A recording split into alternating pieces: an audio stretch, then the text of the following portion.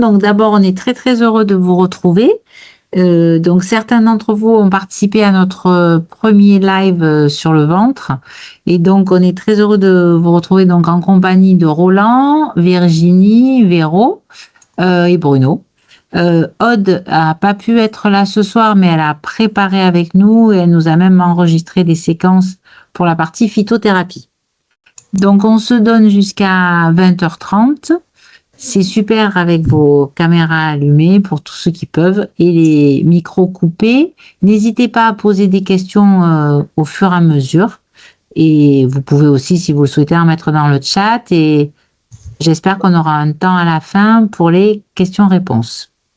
Donc, pour ceux qui nous rejoignent, qui sommes-nous? Donc, on est ensemble un collectif de praticiens passionnés qui pratiquent des disciplines différentes et qui ont envie de partager avec vous et de faire pratiquer.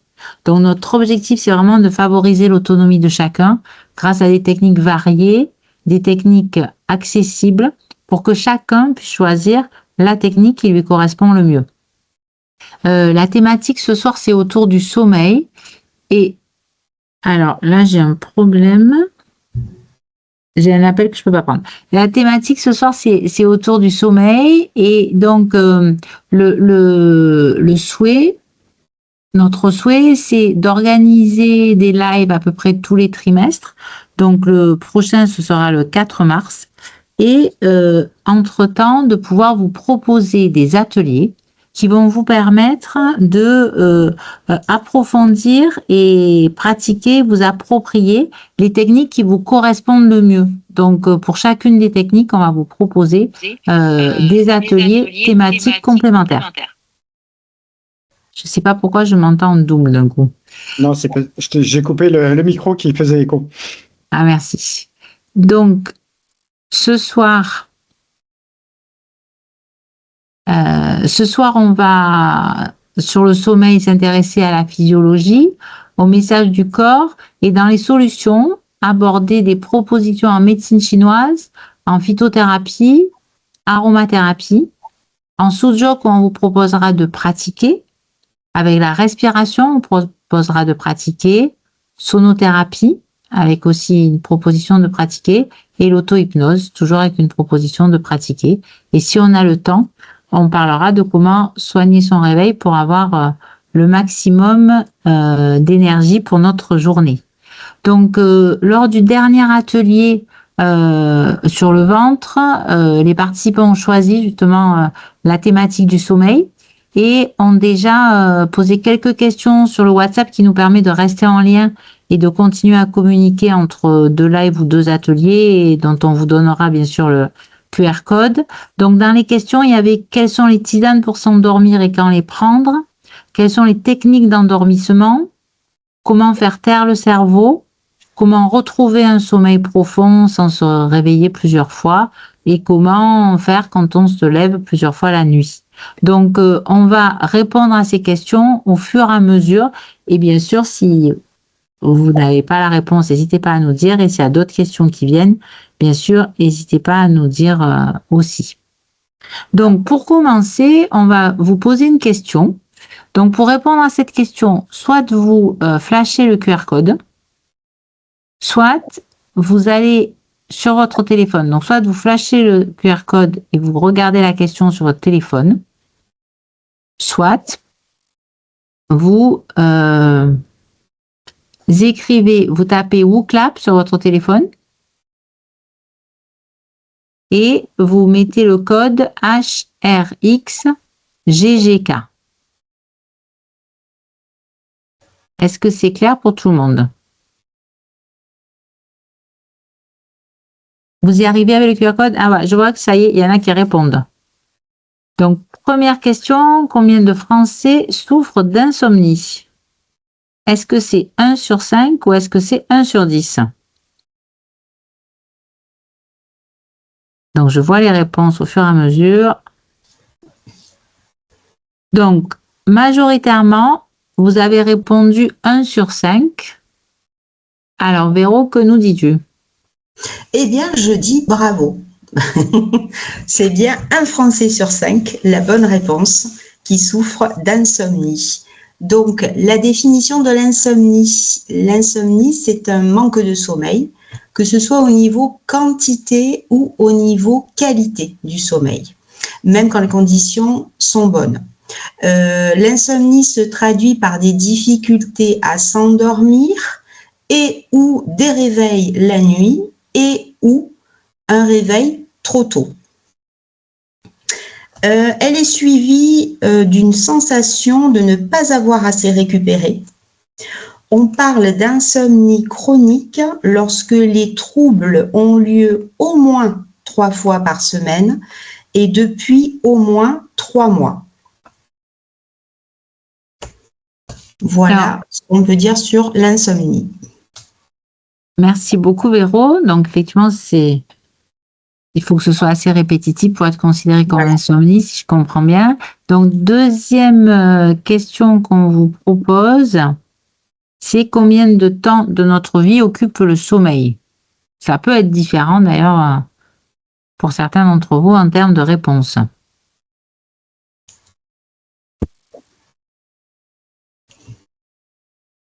Alors moi, je sais, je suis un ours, donc je dors beaucoup. Donc, j'ai 2 réponses pour l'instant.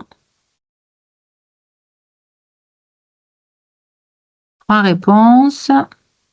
J'ai perdu le lien. Ah, alors, tu veux que je remette le QR code? Je te le remets.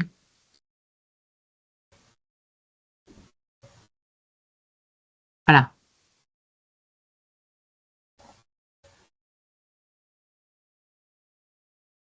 Alors, attends, parce que du coup, je crois que j'ai fait une bêtise.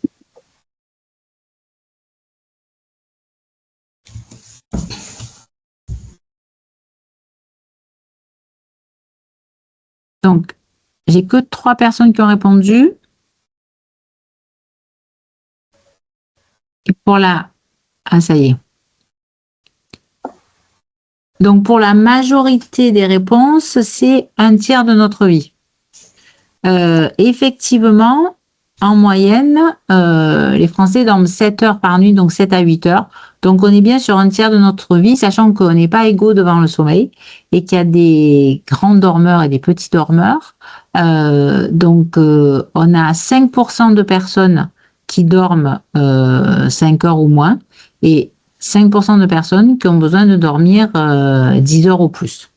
Mais effectivement, quand on regarde 1/3 de notre vie, c'est que ça correspond au fait que le sommeil a une fonction fondamentale. Donc, d'abord, effectivement, pour les enfants, puisque c'est vraiment le moment où les enfants grandissent, mais aussi pour la réparation de notre corps et de notre cerveau, la régénération de la peau et des organes, et pendant les rêves, qui représentent à peu près 25% de notre sommeil, c'est le moment où on va classer et archiver nos souvenirs. C'est aussi le moment où se font les connexions entre les neurones au service de l'apprentissage. Donc, 3e question. Je vous remets le QR code. Est-ce que le sommeil est un acte volontaire?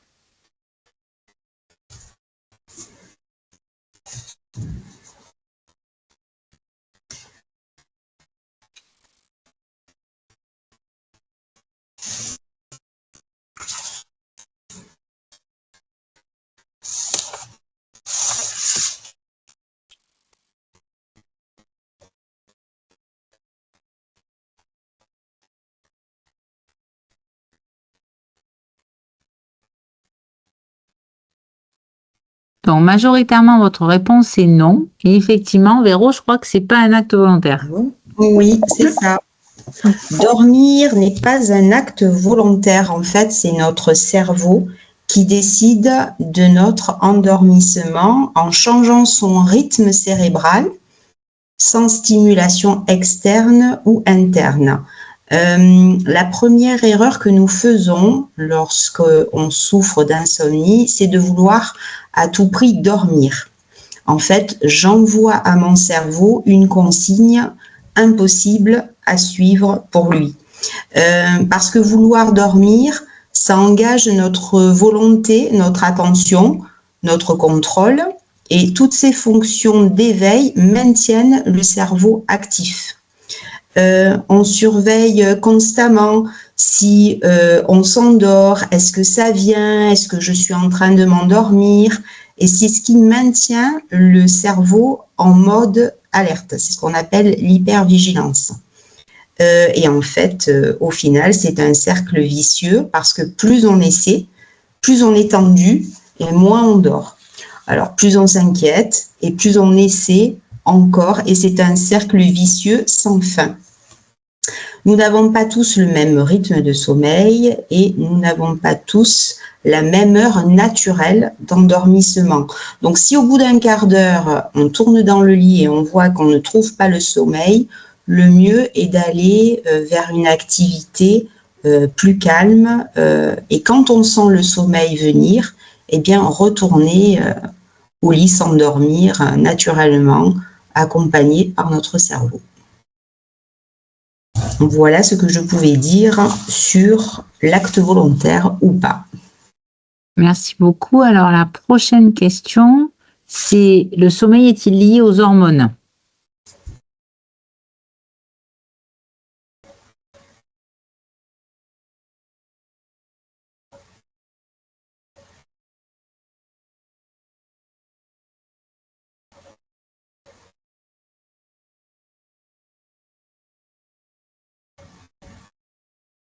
Alors, pour tout le monde, c'est clairement oui.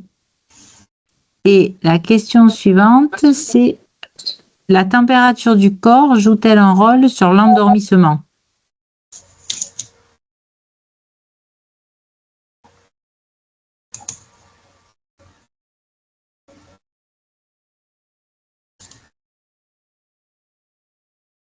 Et là aussi, majoritairement, c'est clairement oui. Alors, effectivement, les hormones jouent un rôle et la température du corps est liée à l'endormissement, puisque l'alternance jour-nuit permet de synchroniser les rythmes biologiques de notre organisme et conditionne la production de deux hormones interdépendantes, que sont la sérotonine pour l'activité de jour et la mélatonine produite en l'absence de lumière. Donc, plus effectivement on peut dans la journée s'exposer à la lumière, plus on va produire de la sérotonine qui permettra la production de la mélatonine. Et la température de notre corps va varier en baissant dans la soirée pour nous inviter justement au sommeil et en remontant en fin de nuit pour aller effectivement vers de l'activité. Donc, c'est un phénomène naturel et propre à chacun qui rythme l'alternance sommeil-éveil. Marina, Oui. nous avons une question de Chris apparemment, qui a levé la main. Oui, Chris. Hop. Chris, parce que moi, je vois pas tout le monde. Chris.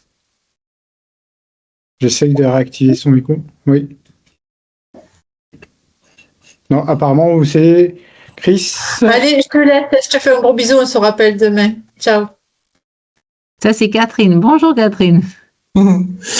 Donc, Chris, bon, j'arrive pas à activer son micro. Donc, en fait, c'est juste une question. Je sais pas. Peut-être, Chris, tu peux le marquer Chris, dans le chat. Exactement.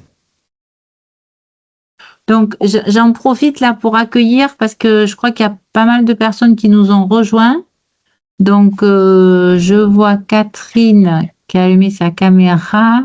Je vois pas tout le monde. Je crois que j'ai vu aussi Caroline qui nous a rejoint, mais qui n'a pas allumé sa caméra. Lorraine aussi qui nous a rejoint.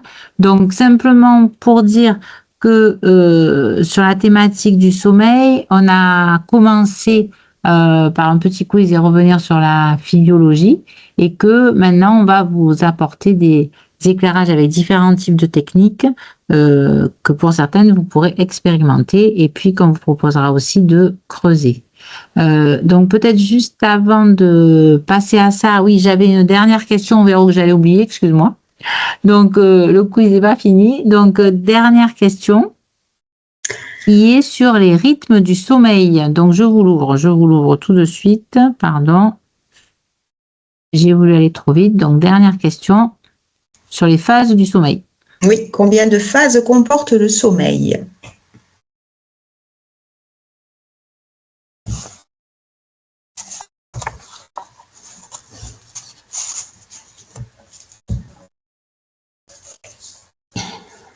Donc, pour la majorité d'entre vous, le sommeil comporte 3 phases.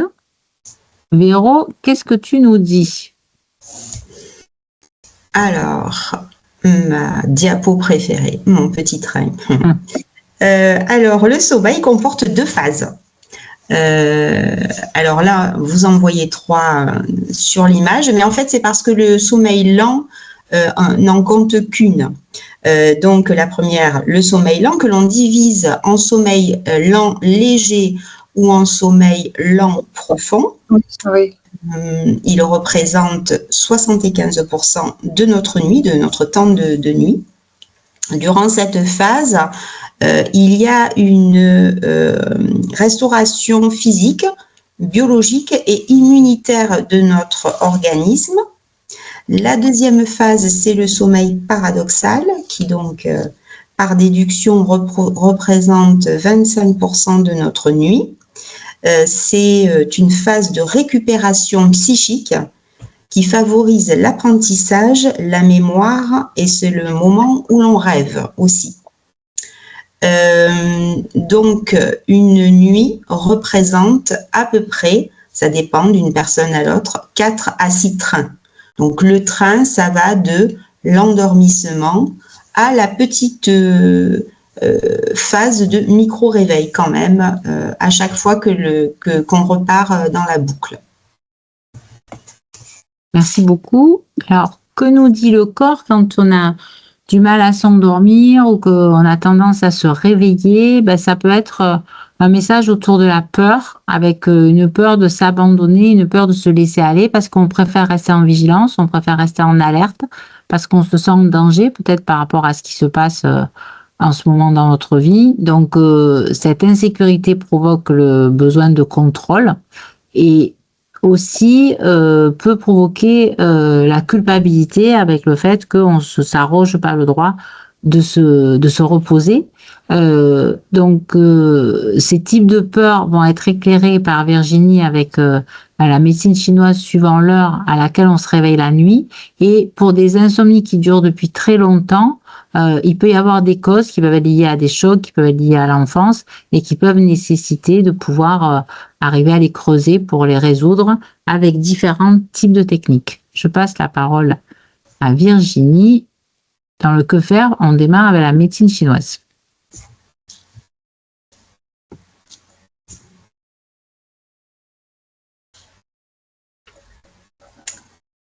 Ouvre ton micro, Virginie. Merci.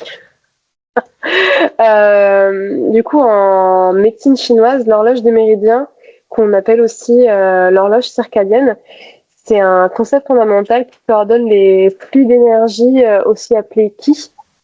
Chaque méridien, en fait, va recevoir un pic d'énergie. On peut l'imaginer comme des marées qui se déplacent. C'est un flux qui se déplace d'horaire en horaire, de méridien en méridien, et qui va influencer notre santé physique et émotionnelle. C'est un flux qui rythme du coup qui rythme notre journée et qui contribue à préserver notre équilibre énergétique et qui va influencer sur le yin et le yang au sein du corps. Par exemple, on voit là sur l'horloge entre 3 et 5 heures, c'est l'énergie du poumon qui s'inspire du métal. Vous m'entendez? Oui, c'est moi qui ai... et qui est donc le poumon est en plénitude et donc il est en excès. Par contre, dans la même logique, si on prend l'inverse du poumon, c'est-à-dire vessie, dans le principe en fait des marées, ça veut dire que comme poumon est en excès, la vessie sera en vide. Voilà, donc là tu peux passer. C'est bon. Donc, si on a des réveils récurrents à certains moments de la nuit, on peut venir se demander qu'est-ce qui se passe. Et par exemple, si on a des réveils entre 23h et 1h du matin, c'est l'horaire de la vésicule biliaire qui est en excès et le cœur qui est en vide. On peut le ressentir par des difficultés à prendre des décisions, des excès de ressentiment, aussi des tensions musculaires, des migraines et tout ce qui est type de problème lié au digestif. Et les douleurs qu'on pourrait ressentir sont plutôt des douleurs battantes. Ça peut passer. Dans les problèmes de réveil entre 1h et 3h du matin, donc c'est associé au foie qui est en excès et l'intestin grêle qui est en vide. Donc je parle bien des méridiens, pas des organes, hein, qu'on soit bien d'accord. Ça indique du coup une activité excessive du foie. Et sur cette plage horaire, on peut souvent, on peut se demander si l'alimentation qu'on a, elle n'est pas adaptée à notre alimentation, à notre corps, ou si il n'y aurait pas eu une absorption d'alcool un peu trop importante le soir. On peut également avoir des cauchemars sur cette tranche horaire quand du coup le foie est en déséquilibre. Voilà, tu peux passer. Et ensuite, donc entre 3 et 5 heures du matin, on a le poumon qui est en excès et la vessie qui est en vide. Et ce que nous dit du coup les déséquilibres du poumon, c'est souvent des deuils qui sont potentiellement pas finis, des tristesses, des problèmes de peine non résolue, de la mélancolie, et ainsi de suite. Sur la partie un peu plus physique, c'est tout ce qui est lié à des problèmes respiratoires, à des problèmes de faiblesse immunitaire. On a beaucoup plus de chances, on peut avoir des problèmes des démangeaisons ORL ou des crises d'asthme vers 4 heures du matin. Ça correspond bien du coup à une plénitude du poumon à cet horaire-là. Par contre, non, tu peux revenir. T'es parti trop vite. Par contre, Virginie, c'est souvent... Oui, je t'interromps. Juste, en fait, il y a une question de Catherine. Quand tu es entre à pile 3 heures, est-ce que tu te situes sur poumon ou... Ouais. Ouais, okay. Ça passe sur le prochain. C'est vrai que c'est en général, quand je suis réveillée, je regarde ma montre, c'est 3h10, 3h15, enfin souvent c'est 3h. Donc je suis plutôt dans le 3-5. J'ai passé c'est dans poumon. D'accord, merci. Et c'est souvent, du coup, dans ces horaires-là, qu'on a une envie d'aller uriner. Et donc, parce que la vessie, justement, est en vide, et ça indique, du coup, certainement de l'anxiété, du stress, de la peur, de la dépression. Là, tu peux passer. Et donc, entre 5 et 7 heures du matin, bon, la plupart des personnes peuvent être déjà réveillées, mais c'est le moment de plénitude du gros intestin et le vide du rein. Donc là, on a des difficultés, ça peut indiquer des difficultés à se libérer du passé, à vouloir tout contrôler, à avoir une culpabilité persistante, un besoin de perfectionnisme, des difficultés à accepter le changement ou faire des tris. Et donc j'ai oublié de préciser, mais ça se déclare souvent par avoir du mal à se réveiller le matin, vraiment être tout flagada, de pas vouloir sortir du lit. Et sur le plan un peu plus physique, ça s'anime par des problèmes d'évacuation, des problèmes de transit, des ballonnements et autres troubles intestinaux. Et donc pour conclure cette partie sur l'horloge circadienne, si on arrive à comprendre ce cycle correctement, donc à identifier chaque moment chaque moment de la journée en fonction de cette horloge, on a des phases d'activité et des phases de repos. Et donc, si on s'adapte à ce rythme-là, ça peut améliorer notre santé. C'est-à-dire que, par exemple, on a des périodes qui sont yang, comme celle du méridien entre 7h et 9h, donc juste après celle du gros intestin, qui sont idéales pour des activités physiques ou pour des activités mentales exigeantes. À l'inverse, les périodes yin, comme celle du méridien du Rhin qui est entre 17 et 19 heures, c'est des moments propices à la détente et à la régénération. Après 13 heures, du coup, c'est mieux d'avoir mangé avant parce que on passe sur l'énergie de l'intestin grêle qui est optimale pour le processus digestif. Et enfin, il est conseillé d'aller se coucher avant 23 heures parce que entre 23 heures et 3 heures, c'est le couple foie-vésicule biliaire qui prend le relais. Et eux, ils sont du coup adaptés vraiment pour faire le nettoyage complet du corps. Du coup, dormir, c'est la chose la plus simple parce que notre corps va vraiment se régénérer, se reposer et se nettoyer entièrement pendant cette période-là. Merci beaucoup. Virginie, est-ce que vous avez des questions à poser à Virginie? C'est bon?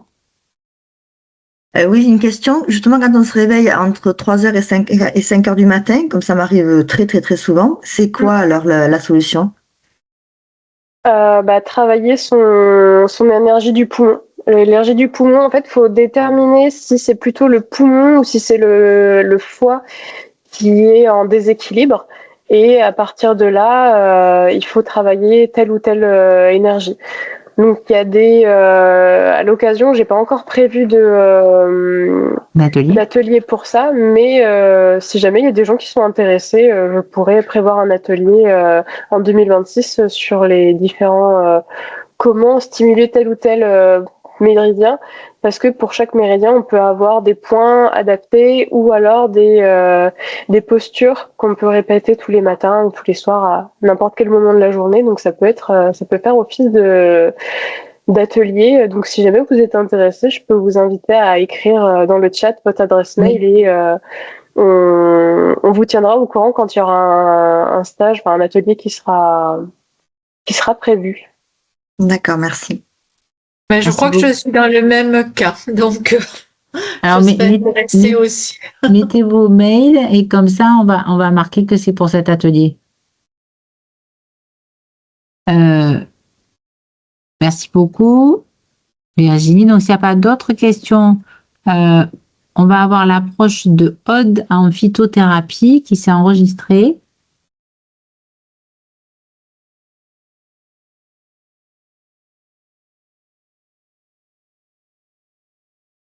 On n'entend pas. Vous n'entendez pas? Non.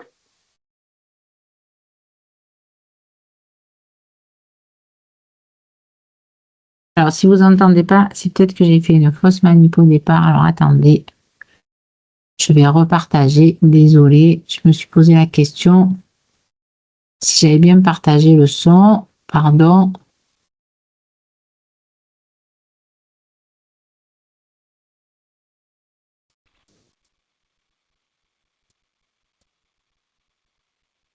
C'est reparti pour la phyto.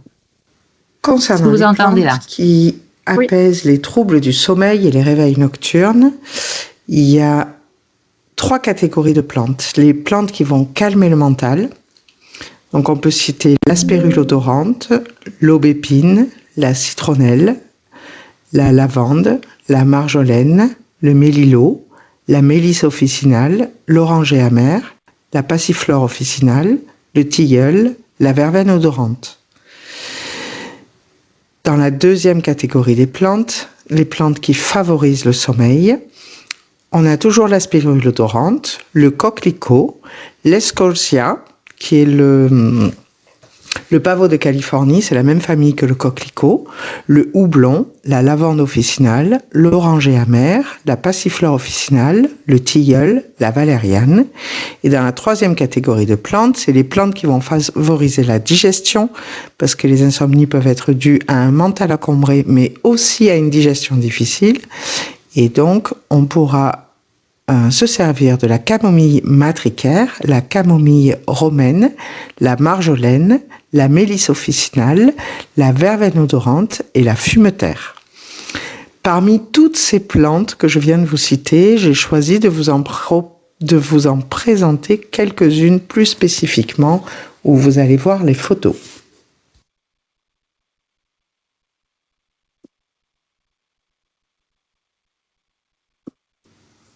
Maintenant, nous allons voir les plantes sédatives. Alors, je les ai regroupées parce que celles-ci présentent des précautions d'emploi. Donc, notamment le houblon. Donc, c'est la petite fleur que vous voyez en haut à gauche. C'est une plante qu'on connaît tous, qui est utilisée pour la bière.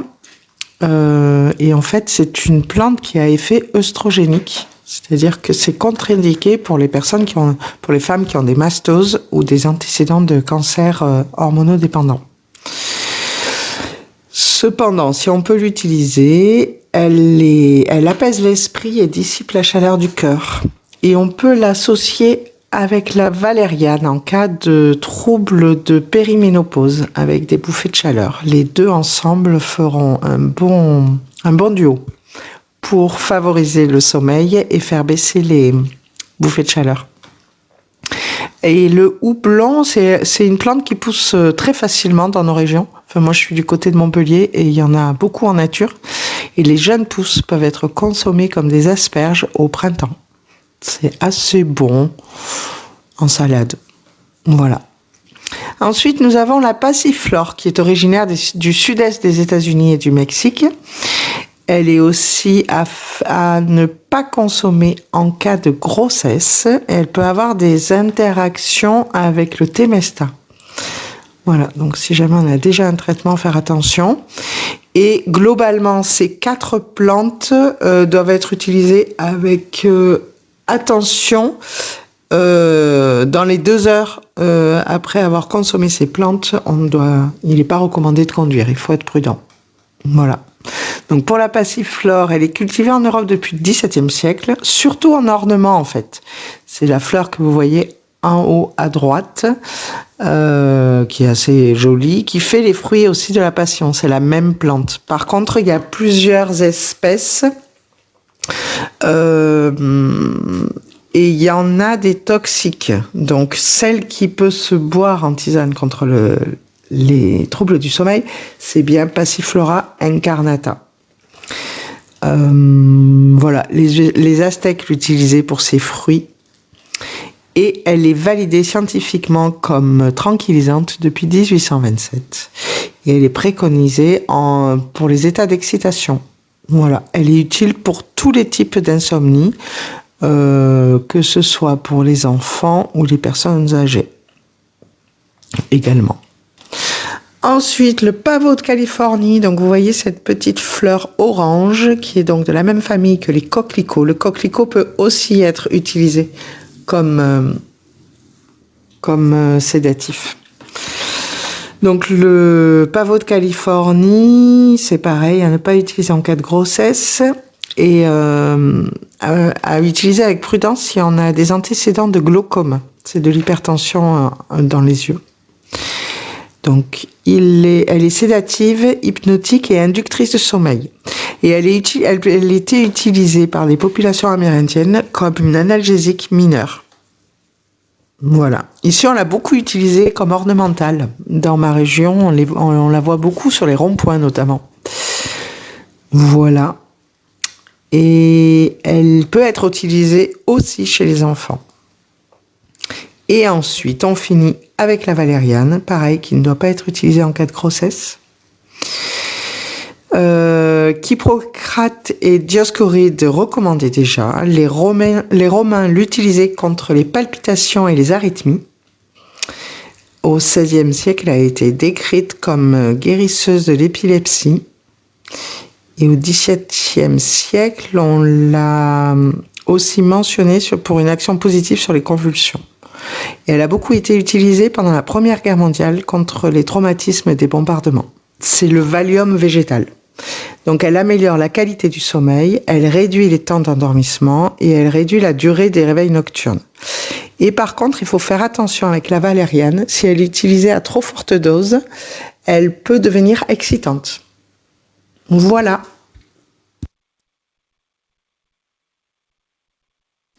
Et la troisième catégorie de plantes, donc c'est les plantes digestives. Je n'ai répertorié en photo que la fumetaire que vous avez, mais comme je vous disais tout à l'heure, on peut se servir de la camomille matricaire ou romaine, la mélisse, la marjolaine, la verveine. Et un bon réflexe, c'est donc d'éviter les plantes stimulantes après 16 heures. Et dans les tisanes stimulantes, il y a la menthe, le romarin, toutes les plantes à caféine évidemment, l'origan, la sarriette. Et les plantes épicées comme la cannelle et le gingembre peuvent aussi avoir des effets sur le sommeil. Donc ici, on a la fumeterre qui a des petites fleurs violettes. Il existe la même plante avec des fleurs blanches qui n'a pas du tout le même effet. C'est aussi une fumeterre, mais c'est la fumeterre muralis qui n'a pas d'effet thérapeutique. Voilà. Donc celle-ci, elle régule les fonctions hépato-vésiculaires. Elle est d'ailleurs à contre-indiquer en cas d'obstruction des voies biliaires. On l'emploie dans les troubles digestifs. Elle est dépurative, diurétique, laxative légère. Elle est hépatotrope. Donc elle s'adresse directement dans le drainage aux fonctions hépatiques.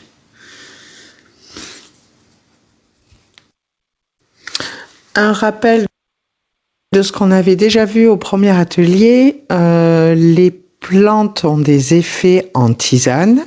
Pour cela, il faut les préparer d'une certaine façon. C'est donc en général une poignée par tasse de plantes sèches. On met la plante sèche dans l'eau froide. On porte l'eau froide à frémissement. Il ne faut pas qu'elle bout, sinon la médecine de la plante ne sera pas bien extraite. On couvre, alors, une fois que le frémissement a eu lieu, on couvre et on sort du feu et on laisse infuser 10 minutes. En général, pour une version thérapeutique, il est conseillé d'en boire 3 à 4 tasses par jour.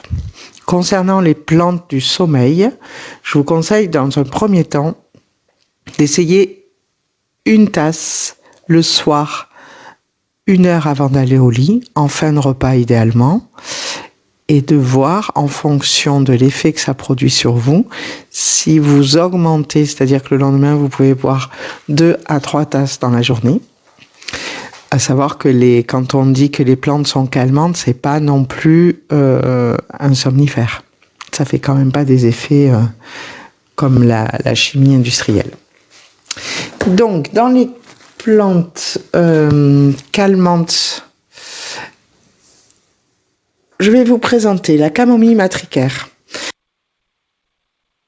Voilà, donc Aude nous a expliqué pour les plantes, bon c'est quand même moins facile quand elle n'est pas présente, mais je pense qu'il y a eu des conseils précieux et donc si ça vous intéresse, elle organise un atelier le 15 janvier en distanciel où elle pourra effectivement mieux expliquer les différents types d'usage des plantes et des bourgeons et illustrer particulièrement l'usage de ces plantes pour le ventre et le sommeil. Donc ceux qui sont intéressés peuvent mettre leur mail et on vous fera parvenir les informations sur l'atelier. Donc je passe maintenant la parole à Véronique sur l'aromathérapie.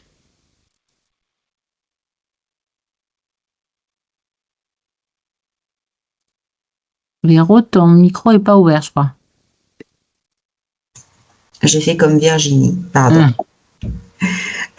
Donc, en aromathérapie, ce que je vais vous proposer ce soir, c'est de préparer une synergie d'huile essentielle, c'est-à-dire un mélange harmonieux de 2 à 5 huiles essentielles qui ont des propriétés complémentaires pour renforcer l'effet recherché. Donc, ici, on va plutôt travailler pour obtenir une détente, la diminution de stress et un endormissement.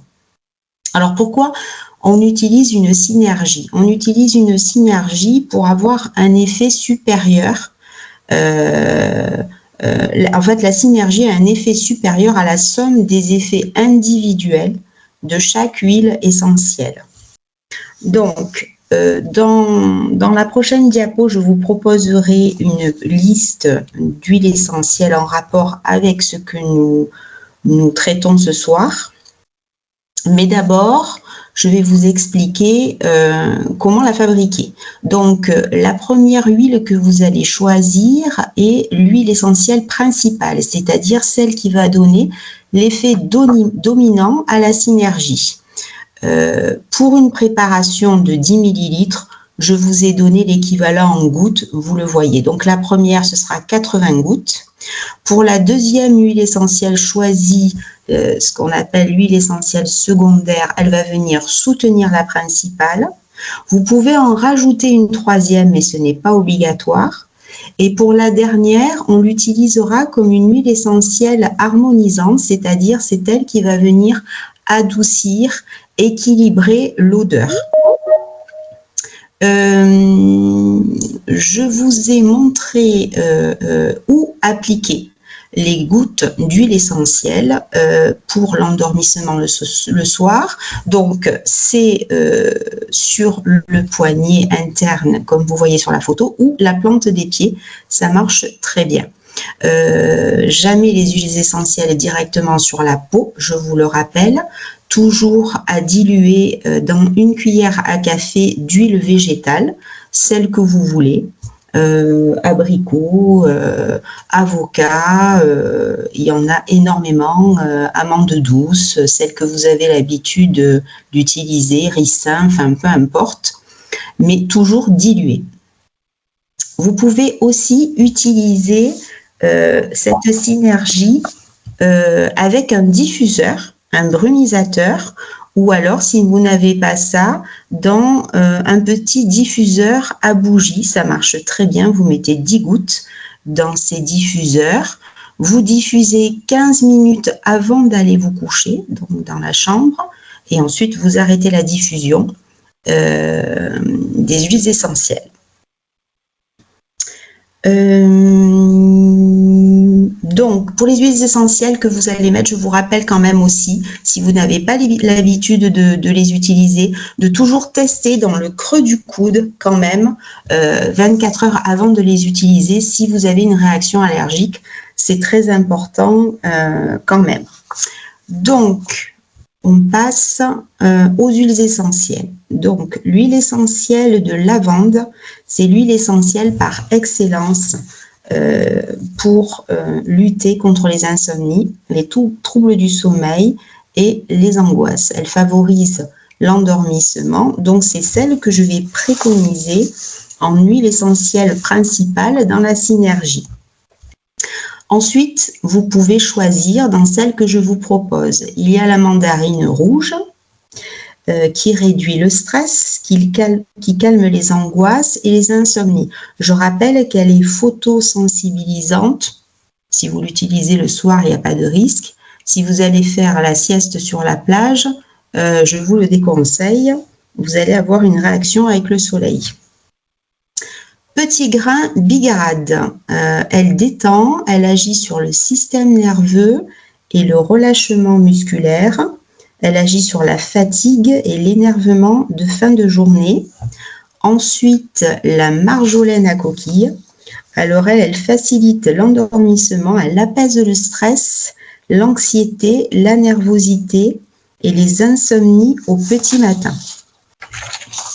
Elle a par contre un petit effet hypotenseur, donc pour les personnes qui ont une tension basse, je pense que vous pouvez choisir une autre huile à la place. L'orange douce zeste, qui elle aussi est photosensibilisante, relâche les tensions corporelles et elle est sédative. Et enfin, la camomille noble ou romaine, qui agit sur le stress, l'agitation, les états de nervosité. Elle calme le système nerveux aussi central. Elle lutte contre les insomnies du petit matin et elle est très bien après un choc physique ou émotionnel, ces petites idées qui reviennent sans cesse durant la nuit et qui nous empêchent de trouver le sommeil et que l'on ressasse sans cesse. Donc, si j'avais un petit exemple de synergie à vous conseiller, on pourrait prendre en huile essentielle principale, donc la lavande, en secondaire, la mandarine rouge, en troisième, le petit grain bigarade et en dernier, la marjolaine à coquille. Donc, vous mettez ces huiles essentielles dans des petits contenants qui qui sont ou bleus ou ambrés. Vous en avez avec, je ne sais pas si on le voit bien là, avec un petit compte-gouttes, ou alors ils existent aussi en roller. Ça dépend comment vous voulez les utiliser. Je ne sais pas si on voit bien. Voilà. Vous laissez maturer cette synergie 24 à 48 heures avant de l'utiliser. Elle se conserve plusieurs mois, ces synergies, donc vous avez largement le temps de les utiliser. Voilà. Et surtout, je vous rappelle, pensez à tester les huiles essentielles si vous n'avez pas l'habitude de les utiliser. Attention pour les femmes enceintes et pour les enfants, vraiment évitez de les utiliser. Je pense que c'est le mieux. Merci voilà ce beaucoup. que je pouvais dire sur les huiles essentielles, Marina. Merci beaucoup. Est-ce que vous avez des questions? Je crois qu'il y a Joanne qui a une question. C'est est-ce que les huiles essentielles sont compatibles avec les chats? Oui, celle que vous avez présentée, parce que je sais que les chats, en tout cas surtout en diffusion, ils les assimilent pas, donc ça peut être des poisons. Donc savoir dans la liste que vous avez proposée s'il y en a qui sont plus compatibles que d'autres. Alors, j'ai pas de réponse pour les chats, mais je la chercherai. Très bonne question. Donc, il faut faire attention parce que ça peut être des poisons vraiment pour eux, et comme j'en ai, donc. Tout à fait. C'est une très bonne question. J'y répondrai. Tu mettras sur le WhatsApp la réponse Oui. alors. D'accord. Super. Donc, Véro propose un atelier donc le 3 décembre sur l'usage de l'aromathérapie, lithothérapie et respiration autour de l'harmonie du ventre en prolongement au live de la dernière fois. Donc, si vous êtes intéressé, n'hésitez pas à marquer votre mail dans le chat pour qu'on vous envoie les informations. On va passer au sous-joc avec Bruno. Oui, bonsoir. Alors, petite question, qu'est-ce que le Sujok? Effectivement, c'est une méthode de soins venue de Corée. Et le Su, ça veut dire, ça signifie en coréen main, jok, pied. Donc le Sujok utilise nos mains et nos pieds donc par essence pour soigner le corps. Donc en fait, c'est un principe, le principe il est simple. Nos mains sont le reflet exact de notre corps. Et c'est un système de correspondance. Là, comme vous voyez sur la diapositive, en fait, le pouce, donc c'est la tête. La paume de main, en fait, on va trouver bien sûr tous les organes du tronc. Et ensuite, l'auriculaire et l'index, pas l'index, si c'est l'index, sont les deux bras. Ensuite, le majeur et l'annulaire, en fait, sont les jambes. Et donc là, en fait, vous avez vu, donc il y a une différence entre le devant et l'arrière. Donc, en fait, sur le côté, la main tendue comme cela, en fait, on va voir tout le devant de notre corps. Et ensuite, on va voir tout le squelette de l'autre côté. De l'autre côté. Alors, je vais accueillir quelqu'un. C'est bon, c'est accueilli? C'est bon. Parfait, C'est super. Yes.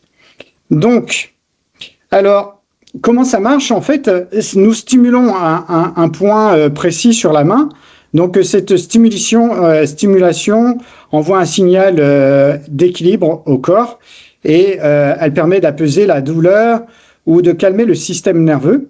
Alors, on utilise le massage, on utilise des graines, on utilise des couleurs et on utilise aussi des petits anneaux. Donc, je ne sais pas si ça se voit.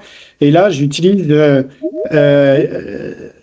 aussi un stylet, mais on peut utiliser. Moi, il m'est arrivé de faire un soin à une personne en utilisant simplement un stylo bille. Donc, en fait, ce type-là est pas mal parce qu'en fait, il a des petits pans, vous voyez. Donc, en fait, il n'est pas rond et lisse. Et donc, en fait, je le trouve pas mal certaines fois. Et donc, en fait, c'est une technique hyper simple et rapide et non invasif et donc sans danger. Alors, on va passer à l'étape. Est-ce que l'étape suivante, Marina? Oui. Donc, alors, Donc, pour les difficultés d'endormissement, donc en fait, où masser précisément? Donc, je vais prendre le pouce. Là, vous voyez mon pouce à la caméra. Je vais peut-être me décaler de ce côté-là. On le voit. En fait, voilà. Vous voyez mon pouce. Donc là, je vais masser le bout du pouce. D'accord? Ici. Donc, en fait, c'est la zone du cerveau. Hein. Comme tout à l'heure, en fait, dans la diapo, vous avez vu qu'en fait, il y avait la tête à ce niveau-là. D'accord? Donc là, en fait, je vais faire des cercles pendant 5 minutes le soir. OK? Je peux y associer un grain de riz à cet endroit. Donc, en fait, là, en fait, je vais mettre le grain de riz et je vais le scotcher. D'accord? Aussi, je peux colorer cette zone avec un stylo vert ou bleu.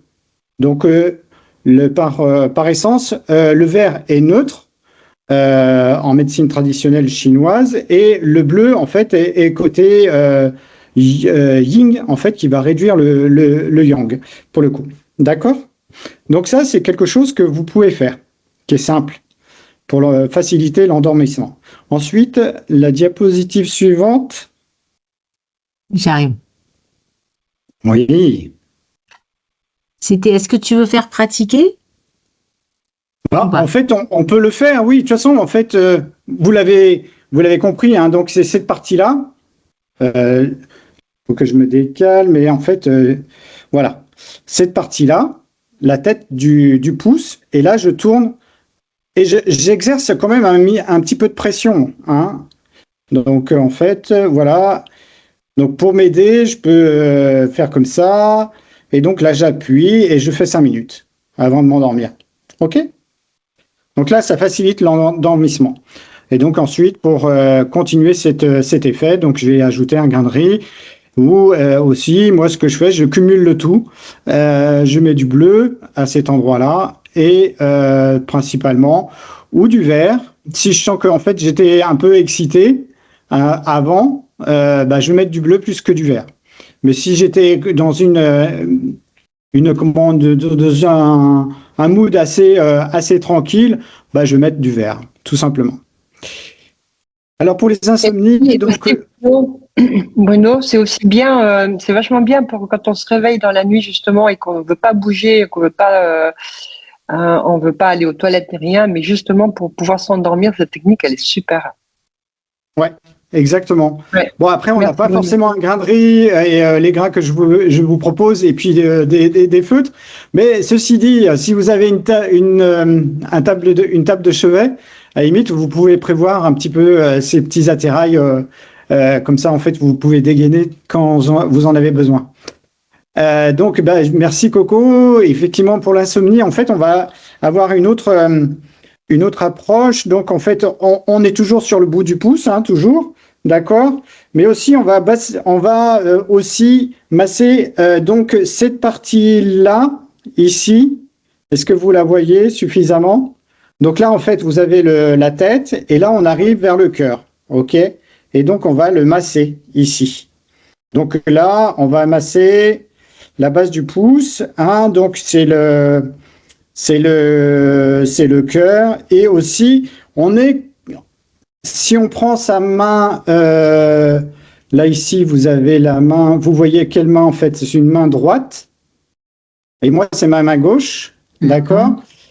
Ok, et si je prends ma main gauche, en fait en superposition du cœur, en fait vous avez la rate et le pancréas que vous allez apaiser. Hein. Et là, pour le coup, en fait, on va pouvoir y mettre une graine de sarrasin ou du pois chiche aussi. Et là, j'ai je vous ai montré tout à l'heure ma petite bague, comme ça, en fait, hein, on peut la trouver sur Internet. C'est une petite bague. En fait, je vais la passer autour. Je me mets la bague au doigt, pour le coup, et je vais me faire du massage, tout simplement. Donc, je vais le faire sur tous les doigts, pour le coup. Et donc, on sent l'effet relaxant. Donc, à la limite, si vous n'avez pas de bague, ce que je vous invite, en fait, c'est utiliser comme grippe votre main comme ça et faire comme ça, en fait. De cette façon-là, OK? Et sur tous les doigts. Et pour le coup, en fait, vous allez sentir un apaisement, en fait, quelque chose, une relaxation. D'accord? Et puis, donc, en fait, on peut se masser aussi les pavillons des oreilles. Donc, les oreilles, je ne sais pas si vous voyez l'oreille. Donc, en fait, vous pouvez partir d'ici de la base. Et donc, en fait, vous allez vous masser. Alors là, c'est plutôt tranquille. Donc, c'est être gentil avec vous-même. Donc, vous faire du bien. Et donc, en fait, le faire les deux à la fois. Ça va? Donc, je vous invite à répéter ce mouvement, en fait, tout simplement, ces opérations. OK. Alors, là, je crois que c'est Béatrice qui était intéressée par ça. C'est Coco, je crois. Ah, c'était Oui, Coco. c'est moi aussi. C'est moi aussi. OK. Alors là aussi, donc on a le réveil pour la vessie. Donc là, en fait, on part du milieu de la paume, d'accord? Et donc la vessie, en fait, on va la trouver.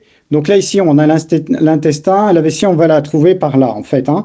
Donc on va masser tranquillement cette partie-là en allant vers le bas, principalement. Hein. Donc en fait, on va faire des. Attends, on n'a pas mis un coup ta main, Bruno. Ah, pardon. Mets ta main en plein milieu. Voilà, merci. Recommence. Allez, je recommence. J'essaye de voir en même temps ce que je fais parce que je montre à la caméra. Et là, hop, là, je vais faire comme ça. OK. Donc, je vais faciliter. D'accord? Je vais faciliter de cette façon-là. D'accord? Et donc, là, je peux aussi utiliser le stylet. Là, ça, je vais le faire matin et soir. Donc, en fait, je vais utiliser le stylet. Donc, le stylet ou le stylo. Donc, le stylo, pas côté pointe. Dans ce cas-là, en fait, vous allez utiliser côté côté bouchon, en fait, je ne sais plus comment on dit, capuchon ou bouchon, voilà. Et donc, là, en fait, vous allez faire ça aussi de cette façon-là. D'accord? Donc là, est-ce que c'est bon pour vous?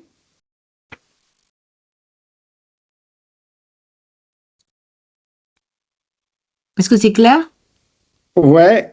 Donc là, en fait, pour cela, en fait, vous allez faire 2 minutes matin et soir. D'accord? Aussi, là, ici, en fait, vous pouvez fixer une lentille, d'accord? Ou une graine de sésame sur cette zone, mais là, pour la nuit. OK? Donc, avant de vous coucher, prenez un sparadrap, vous mettez votre graine de sésame. À la limite, vous pouvez faire un petit tas, si vous mettez votre main, et ensuite prenez deux bandes de scotch, comme ça en fait, parce que les graines de sésame sont petites. Et les lentilles, moi j'en mettrais 4 ou 5 lentilles, et donc je les scotche. Donc aussi, donc sur le côté dos, donc là, alors je vais vous demander de l'attention, parce que en fait, pour trouver les reins, en fait, on va masser les reins. Alors, je vais peut-être le faire d'abord 1. Donc là, en fait, je pars de ici. Pour trouver le rein, en fait, on va descendre là, tranquillement. Et on va voir qu'à un moment donné, je ne peux plus vraiment avancer. Donc là, on est sur le rein. OK? Et donc là, je vais pouvoir le masser. OK? De l'autre côté, je vais prendre alors, je vais le faire avec le bout du stylo. Là, ici, je descends et à un moment donné, j'essaye de garder c'est pas évident, hein, j'ai pas répété pour le faire dans ce sens-là. Attendez, je vais peut-être le faire comme ça. Voilà. Est-ce que c'est bon pour vous? Vous le voyez? Donc, je pars d'ici, je remonte et là, je vais ressentir aussi un arrêt quelque part. Vous le sentez? Et donc là, en fait, c'est le deuxième rein. Donc là, vous allez le masser également. Et puis, donc, je vais reprendre mon anneau. Donc, et là, je vais faire du massage. OK? Est-ce que vous avez réussi à le trouver? Est-ce que vous avez réussi à trouver le rein? Est-ce que ouais? Super. Vous êtes les meilleurs, il n'y a rien à dire. Eh bien, donc là, on peut passer à l'autre. Donc là, c'est pour le stress. Alors, on repart toujours sur l'extrémité du pouce. D'accord? Donc là, on peut toujours faire ça. Donc ça sert aussi bien les deux. Mais je vais vous montrer un autre point aussi. Voilà. Donc là, alors, je fais de la contorsion. J'avais pas prévu ça, mais en fait, c'est pas mal. Je crois qu'à chaque fois, en fait, je fais des acrobaties. Donc là, en fait, vous voyez, là, j'ai la première phalange. Et là, j'ai la deuxième phalange et l'articulation. Là, ici, en fait, je vais essayer de trouver, ici, avec le bout de ma pointe du stylo, le point qui est le plus sensible. Quand j'ai trouvé le point le plus sensible, je vais le masser gentiment. Bon, je ne vais pas perforer ma peau, hein, mais j'y vais doucement, mais j'appuie quand même un petit peu, mais gentiment. Et donc là, je masse, peu importe. Je peux tourner, je peux appuyer par intermittence, tout est bon. D'accord? Et là, pour le coup, eh ben là, ça tombe bien parce que en fait, j'avais un stylo bleu, mais je peux mettre du bleu et du vert. OK? Et idem pour le bout du pouce. D'accord? Et puis, bah, en fait, je crois que Véro va nous parler de respiration, mais là, aussi, quand je fais ça, je prends le temps de respirer longuement et profondément en même temps à chaque fois que je fais ces opérations afin de pouvoir ressentir un petit peu qu'est-ce que ça provoque. Et puis, donc, en fait, là, je vais utiliser sur l'index. Alors, l'index, c'est celui-ci, si je ne me trompe pas. Et en fait, je vais utiliser l'anneau et là, je vais me faire du massage. Donc là, ça va. On a vu tout à l'heure, en fait, en se massant les doigts, en fait, on avait un effet de sensation, de tranquillisant et donc d'apaisement. Donc en fait, faites-le et faites-vous du bien. Voilà, en quelque sorte, en quelques mots, en fait, qu'est-ce que on peut faire avec le Sujok dans ces différents cas. Et donc, parce que le Sujok, c'est quand même important de le pratiquer. Donc, si vous avez envie d'identifier clairement les points et de le pratiquer, on propose 2 ateliers généraux sur le Sujok pour comprendre comment le corps est transposé sur la main. Et il est transposé à la fois sur la totalité de la main, sur chacun des doigts, sur chacune des phalanges.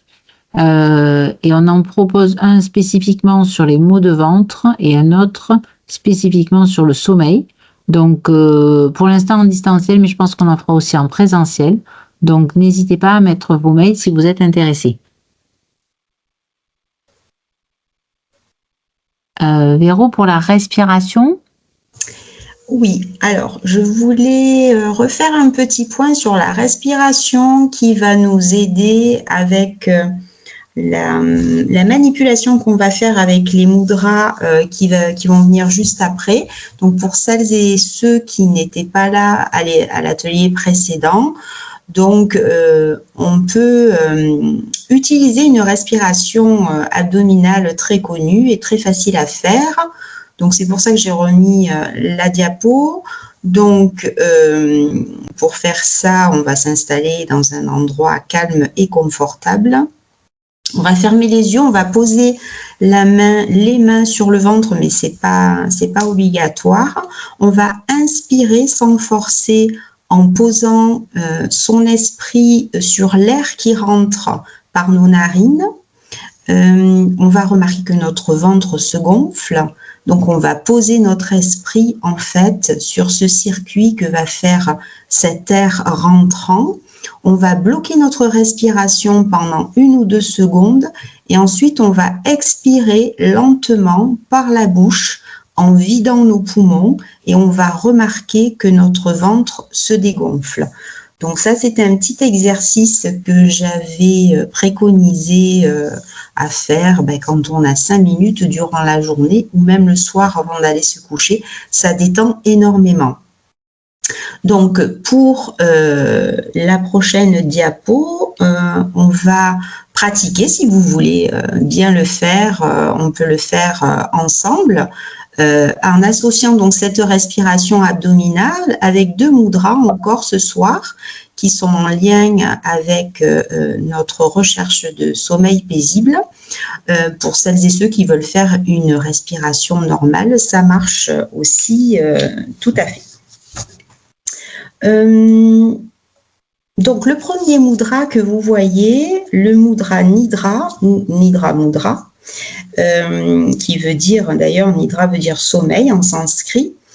C'est un mudra qui va relâcher les muscles, favoriser l'endormissement, éviter les réveils nocturnes et assurer un sommeil réparateur parce qu'il apaise les tensions émotionnelles, l'anxiété et les angoisses. Alors, la position est différente chez les hommes et chez les femmes. Pourquoi? Parce qu'en énergétique, la polarité est différente, hommes et femmes. Chez l'homme, le côté droit, le côté solaire est plus actif, et chez la femme, le côté lunaire, côté gauche, est plus réceptif. Donc, si vous êtes d'accord pour faire ça, vous pouvez donc vous installer confortablement. Si vous l'êtes déjà, c'est parfait. Vous allez, alors, je vais vous guider pendant que vous le faites. Donc là, je vais parler pour les dames qui sont majoritairement présentes ce soir. Donc, les garçons, mais qui sont là aussi ce soir, faites l'inverse de ce que je dis. Quand je dis gauche, vous faites droit, vous. Donc, sur le bas-ventre, vous allez poser votre main gauche sur le bas-ventre, donc je vous la montre comme ça, mais en fait c'est sur le bas-ventre qu'il faut la poser. Ensuite, vous posez votre main droite sur votre main gauche et vous glissez votre pouce droit sous votre pouce gauche. Ok? Donc, vous allez respirer profondément une 12aine de fois. Donc, soit en faisant la respiration abdominale, soit en faisant une respiration tout à fait normale mais paisible.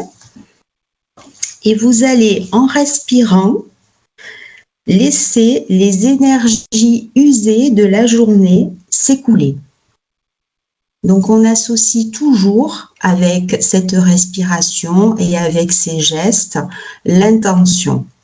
Vous accompagnez toujours votre respiration avec cette intention de laisser partir ces énergies usées que vous avez emmagasinées toute la journée.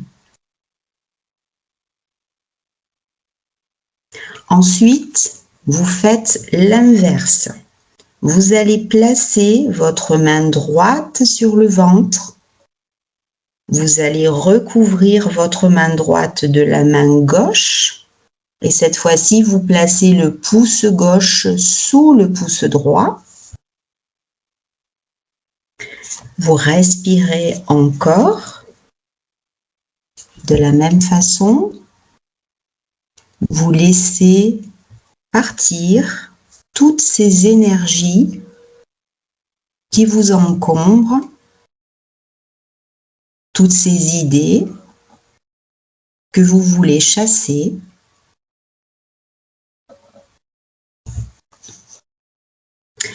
Et pour finir, vous allez placer votre main gauche, cette fois-ci, sur le plexus solaire. Alors, le plexus solaire, il est au-dessous du sternum, en haut du ventre, si vous voulez.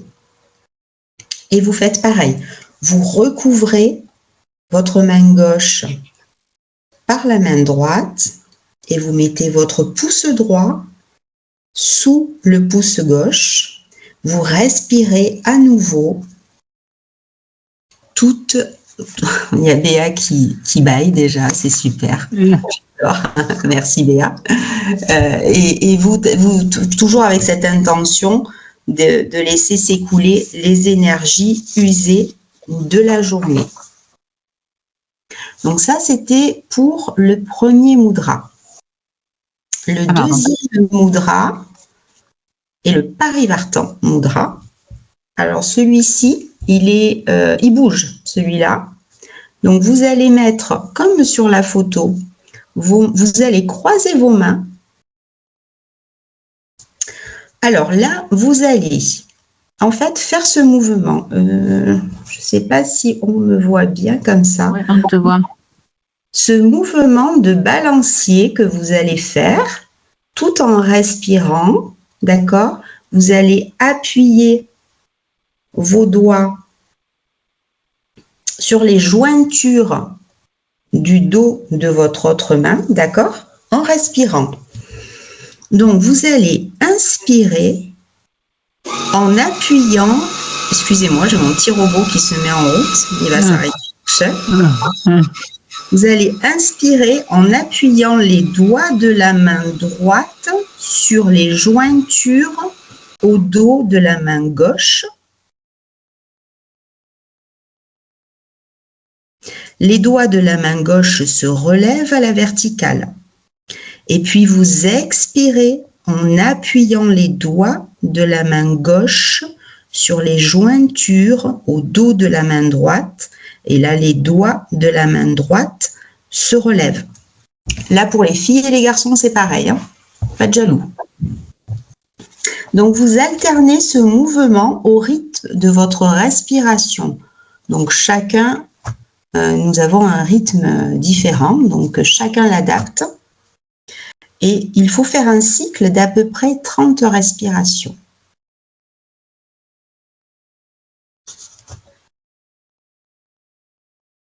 Super. Donc, vous pouvez tester ça ce soir, ou dans les jours à venir, ou dans les semaines à venir, et trouver quel est le bon mudra pour vous.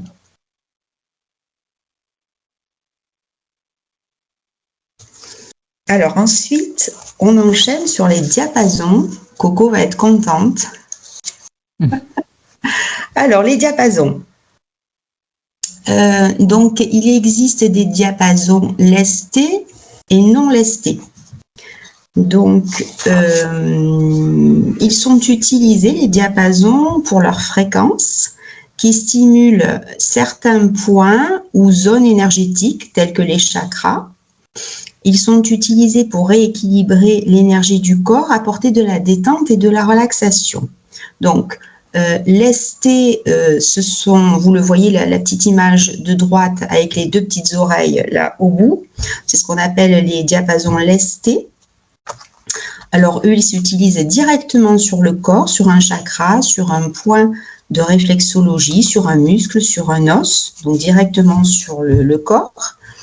Et les non lestés, donc à gauche, qui n'ont pas de petites oreilles, ils sont plutôt utilisés autour du corps pour travailler sur l'aura ou sur les chakras.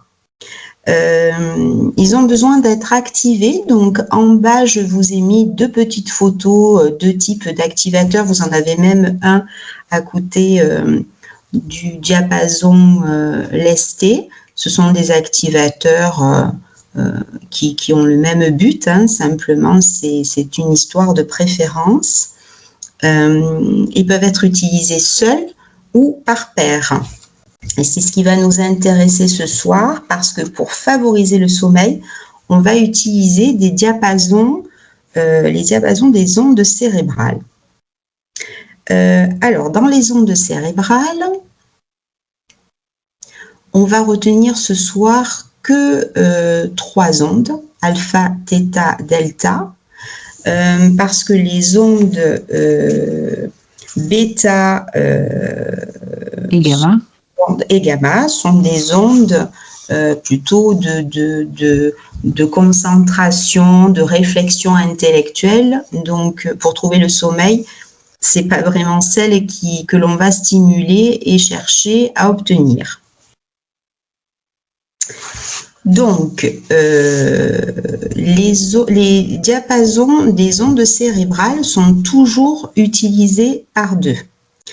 En fait, l'objectif est d'amener le cerveau à produire une onde cérébrale souhaitée en fonction de la problématique rencontrée. Besoin de concentration, de mieux dormir, etc. Les diapasons des ondes cérébrales sont toujours utilisés avec la fréquence 256, qui est la fréquence de réharmonisation, et plus le diapason souhaité. Donc, par exemple, on utilise d'une main le diapason qu'on appelle aussi fondamental, de l'autre main le diapason de l'onde que l'on recherche. Alors, lorsqu'on a les deux dans les mains, on les active à l'intérieur des genoux et on vient les mettre, je ne sais pas si sur le blanc on va bien voir, de chaque côté de l'oreille pendant quelques secondes. On va passer successivement de alpha, θ à delta. Donc, on passe de la relaxation, méditation, état de vigilance détendu, à une relaxation plus profonde, un état méditatif, pour arriver jusqu'aux ondes du sommeil profond, des rêves, de la régénération dont on a parlé tout à l'heure. Est-ce que ça vous intéresse de savoir, sinon on peut passer, comment ces ondes sont perçues par le cerveau, ou on peut peut-être passer et aller plus loin en fonction de l'heure, Marina? Oui, peut-être on continue. Allez, peut-être on continue. On continue. Véro, tu parlais de désactiver, j'ai pas compris, au niveau des genoux, tu as dit? Oui, quand tu en as deux à la main, en fait, oui. C'est très difficile de les activer en même temps pour qu'ils démarrent en même temps, en tout cas, sur un activateur. Donc, tu peux, comme tu as deux genoux, tu te fais 2 fois mal, mais tu les actives à l'intérieur des deux genoux, en fait. Voilà. Et au moins, tu es sûr d'avoir le même commencement, quoi. Juste, il n'y a pas que les diapasons des ondes cérébrales, il y a aussi le diapason 426 Hz qui peut être utilisé, je ne sais pas si je vous ai mis la photo, dans une boîte de résonance. On l'utilise beaucoup en méditation. Donc là, ça peut être une fréquence émise dans la salle, dans la chambre, pour les insomnies, et le diapason 136.10 qui est très connu, qui est le diapason OM, qui peut être utilisé sur le chakra du cœur, qui ramène le calme. C'est le diapason anti-stress et il est très bien sur les enfants. Il peut être utilisé 1 à 2 fois par jour. Alors, évidemment, tout le monde n'a pas des diapasons à la maison.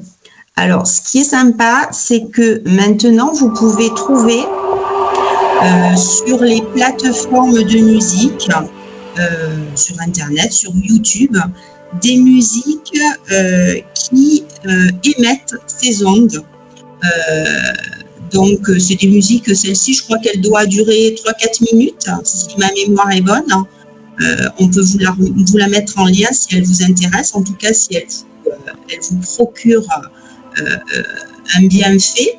Et on part de l'onde bêta et on arrive à l'onde delta. Donc c'est très facile d'écouter des sons binauraux pour retrouver ces ondes cérébrales en musique. Voilà, ça remplace les diapasons. C'est plus facile à utiliser aussi.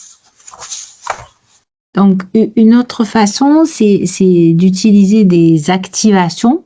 Donc, en fait, un code d'activation, c'est une clé numérique et phonétique qui est inscrite dans notre ADN et qui permet au corps de concentrer l'énergie sur un point, sur un méridien, sur un organe ou sur un chakra. Donc, le principe des activations, ça va être de répéter les codes 3 fois à haute voix, de visualiser qu'on envoie un message à nos cellules et après de ressentir l'activation dans le point. Donc en fait, c'est une information qu'on donne au corps et le corps, ayant en mémoire ces informations, va effectivement activer ces points. Donc, je vous en ai proposé 2. Donc, d'abord pour dormir, pour bien dormir. Moi, je le fais quand je suis allongée. Donc, je suis déjà couchée. Vous allez pouvoir activer donc une combinaison de 3 points qui correspondent à des endroits précis du corps et qui vont effectivement permettre d'activer un système. Donc d'abord, on commence par le son roi et vous. Donc en fait, tous les U se disent OU.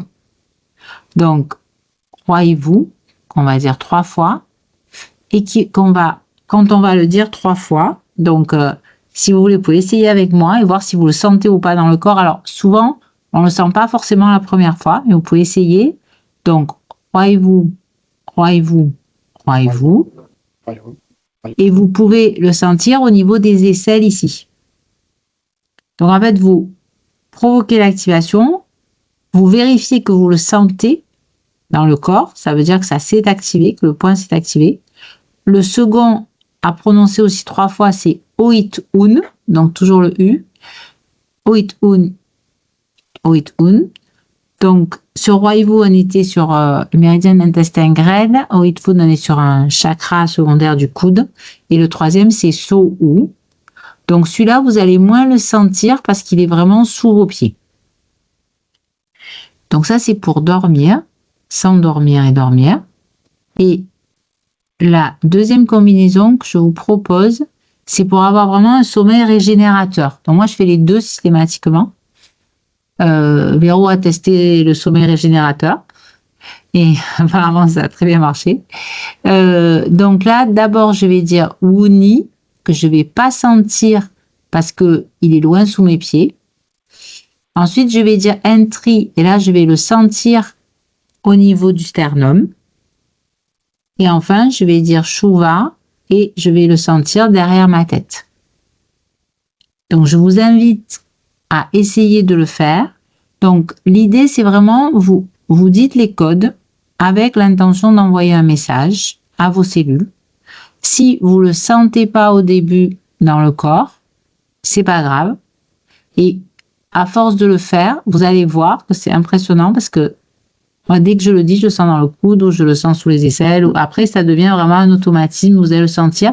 Vous allez tout de suite sentir si c'est activé ou pas.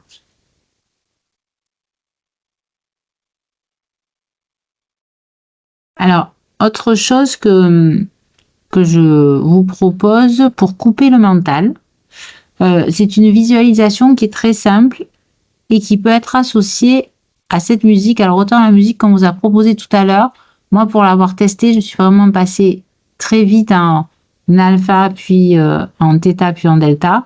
Et celle-là, je trouve qu'elle aide à faire une visualisation pour couper le mental, ou qu'elle peut être utilisée seule aussi pour couper le mental. Donc, moi, ce que je propose pour couper le mental, c'est que, en fait, vous allez avoir plein de pensées et vous inspirez et vous expirez, et au fur et à mesure, vous voyez une lumière blanche qui emplit votre tête, un peu comme quand on a un aquarium, pour un poisson, un aquarium rond. Et petit à petit, cette bulle blanche, elle va monter. Donc à chaque inspire et chaque expire, elle va occuper un espace de plus en plus grand dans votre tête, jusqu'à ce qu'elle occupe totalement l'espace et que du coup, vous soyez plus concentré que sur cette lumière blanche et beaucoup moins sur vos pensées. Donc ça, c'est pour couper le mental.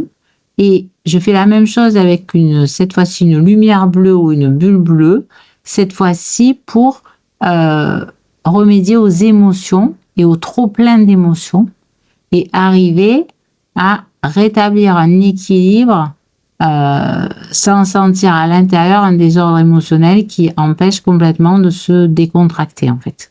Donc là, pareil comme un bocal avec la lumière bleue qui emplit petit à petit jusqu'à ce que ça soit complètement plein. Est-ce que vous avez des questions sur ce qu'on a fait avec Véro? Parce qu'après, on va passer à l'auto-hypnose.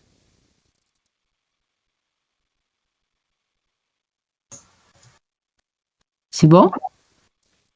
Alors, du coup, Roland, bon, on est un peu, par contre, on est un peu à la bourre. C'est bon pour vous? Pas grave. Ouais, c'est bon pour moi? Oui. Je demandais à tout le monde si c'était bon parce qu'on est un peu en retard. Hein. Comment?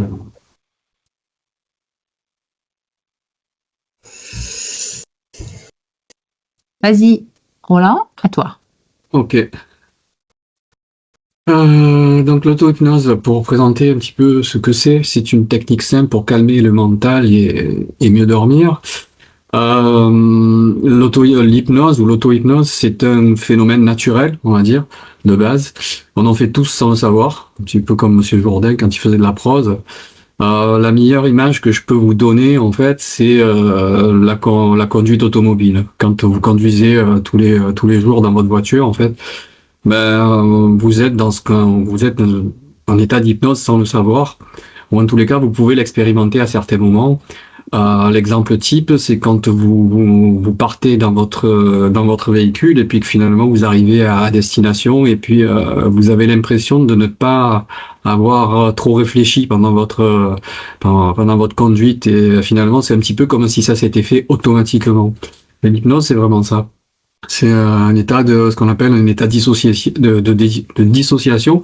Votre corps il est dans un endroit et puis votre mental il est ailleurs. Vous conduisez et puis vous pouvez avoir votre mental qui est complètement préoccupé par tout un tas de choses et néanmoins vous gardez le fil de votre conduite et vous pouvez vous apercevoir même que s'il y avait quelque chose qui se présentait d'inattendu, votre corps d'un coup votre esprit, il y a tout qui reviendrait et qui réagirait alors dans certaines proportions évidemment, mais qui réagirait pour se remettre à l'instant, comment dire, à l'instant voulu, là où il faut et avoir les réflexes voulus. Donc voilà. Cette hypnose, ça va consister à diriger. Si tu peux revenir sur l'ancienne. Excusez-moi. Pas de souci. Diriger volontairement son attention vers l'intérieur.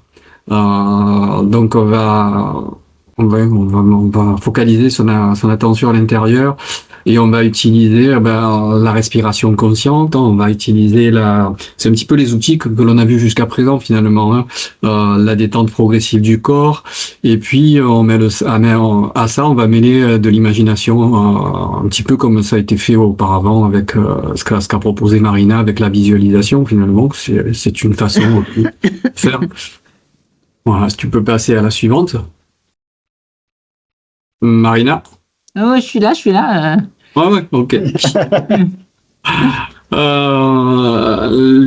Sur les idées reçues, on garde le contrôle, on reste pleinement conscient de tout ce qu'on fait, et puis donc les décisions, normalement, alors, dans l'auto-hypnose, c'est vous le décisionnaire, donc il n'y a pas de souci. Mais si on parlait d'hypnose réalisée par un thérapeute, normalement, comme on dit, c'est vous qui allez décider que on doit pas vous amener là où vous n'avez pas envie de vous amener en principe. Et donc vous pouvez sortir de votre état d'hypnose si vous le souhaitez. Ce n'est pas du sommeil, c'est un état de relaxation vigilant, complètement différent du sommeil. Vous pouvez rester complètement conscient de ce qui se passe autour de vous et en même temps profondément détendu. Voilà. Sinon, c'est un outil, comme on dit, utilisé depuis longtemps, comme on dit par les professionnels de santé. Voilà.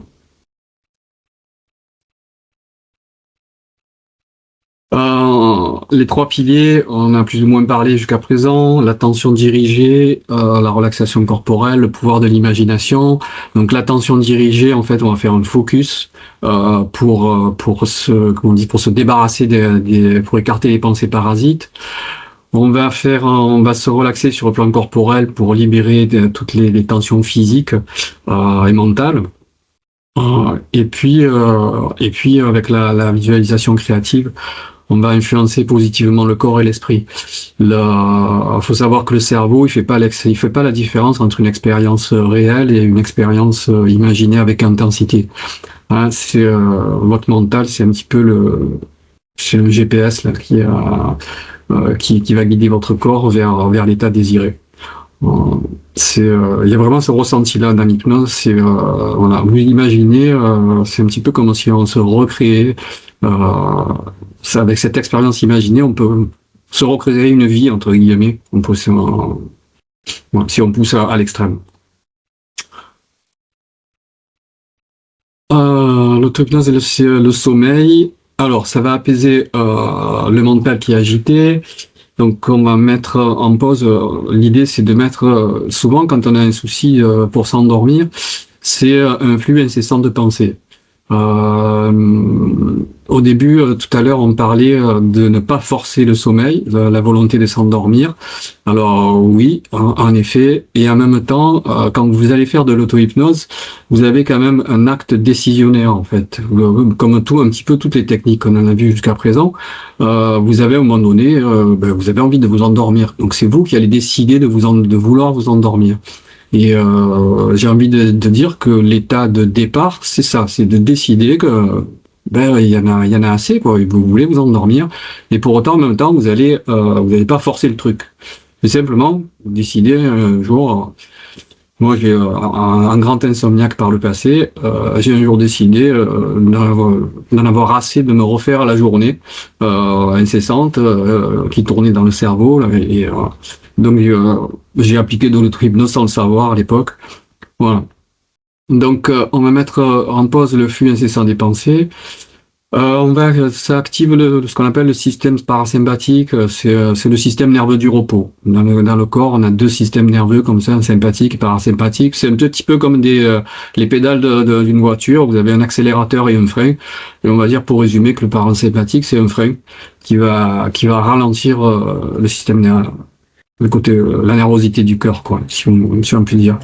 Et puis, ça va créer un rituel d'endormissement, c'est-à-dire que quand vous faites ce rituel d'auto-hypnose, en fait, vous allez donner un signal important à votre corps, comme quoi il aura finalement l'autorisation de s'endormir. Et qui dit rituel, forcément dit répétition.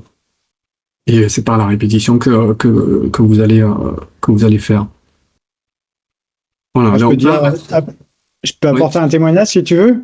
Oui, Depuis l'âge de 20 ans, en fait, je pratique l'auto-hypnose et en fait, ça m'aide chaque jour à l'endormissement. Un peu, voilà. Non. Comment? Je crois que tu veux nous partager donc un... Alors là, je vous ai mis un protocole, comment on dit, un protocole. On pourra en inventer de plusieurs sortes différentes, mais c'est pour vous illustrer un petit peu comment ça procède. Donc la première partie, ça va être la respiration. Donc vous allez, en fait, l'idée c'est d'abord, moi le témoignage que je peux en dire, c'est que je suis capable de m'endormir n'importe où.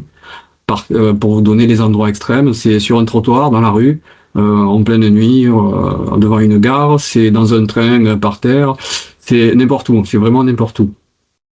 Et donc l'idée, la première, qu'on pourrait dire, c'est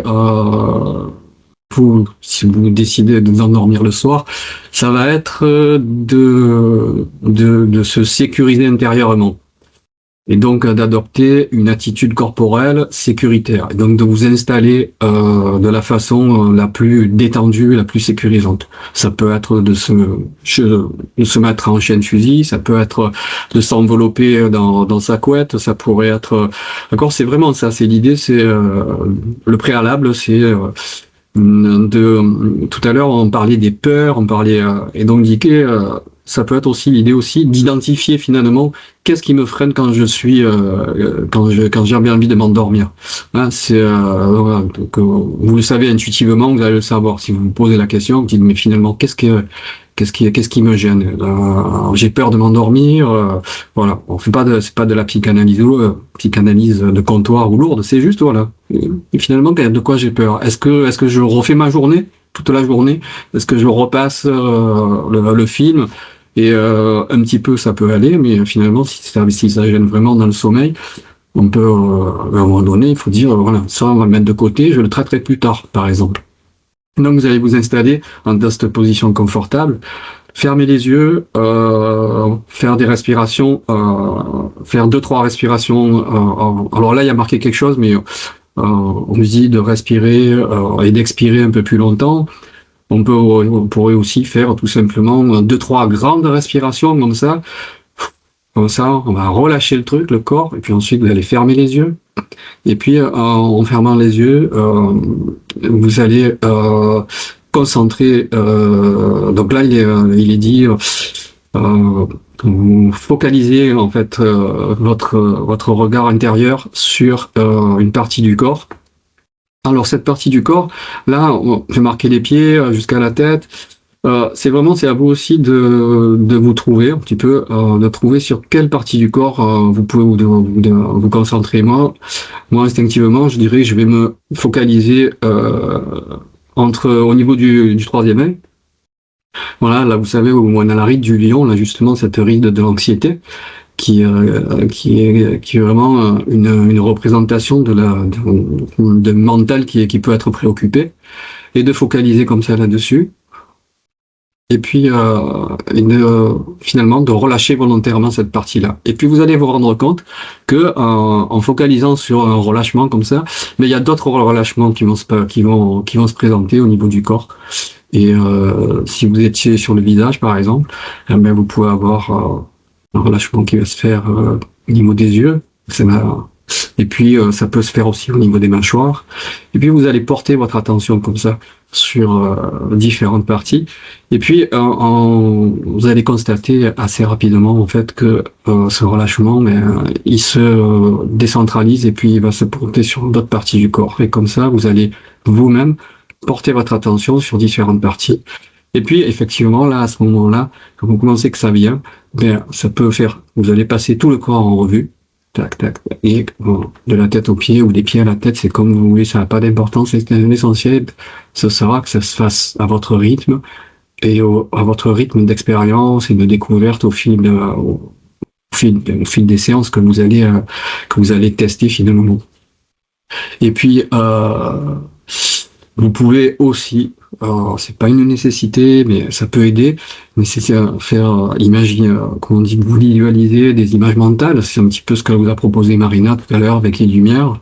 Vous pouvez aussi vous proposer on en revient à l'histoire de la sécurité, de vous proposer une bulle, un cocon avec une couleur qui vous conviendra, particulière, une couleur agréable, et ce cocon qui représentera finalement une sécurité, et ce cocon qui représente une sécurité et en même temps quelque chose qui met à l'écart, peut-être en dehors de laquelle vous pouvez chasser vos pensées, ou en tous les cas les mettre en attente, et de revenir leur proposer finalement de rester à l'écart de votre sommeil.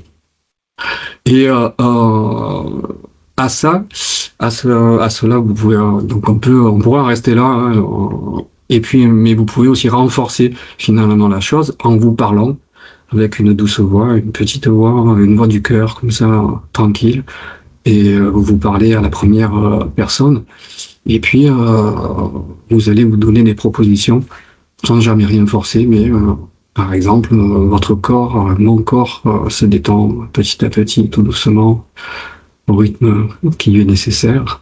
Et puis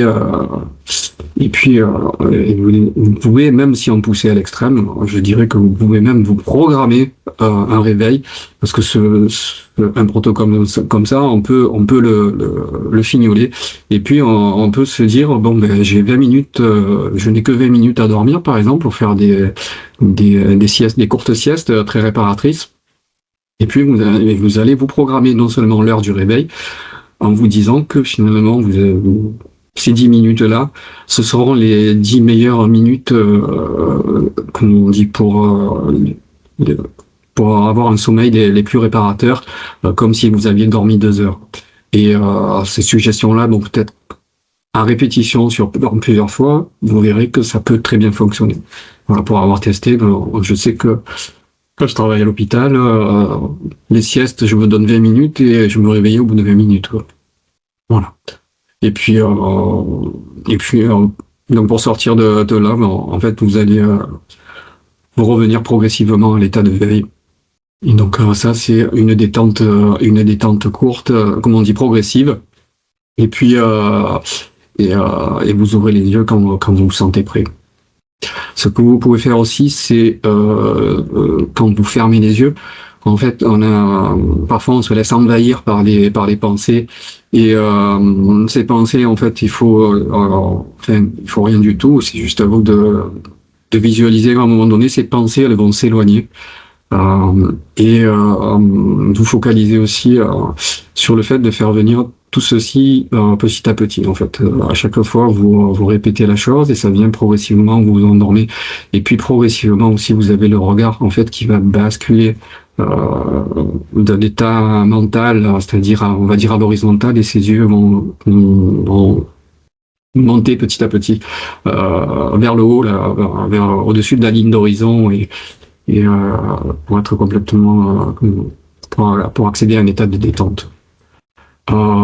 Voilà, en résumé, on est un peu court. J'essaie de vous détailler la chose. J'espère que c'est plus clair.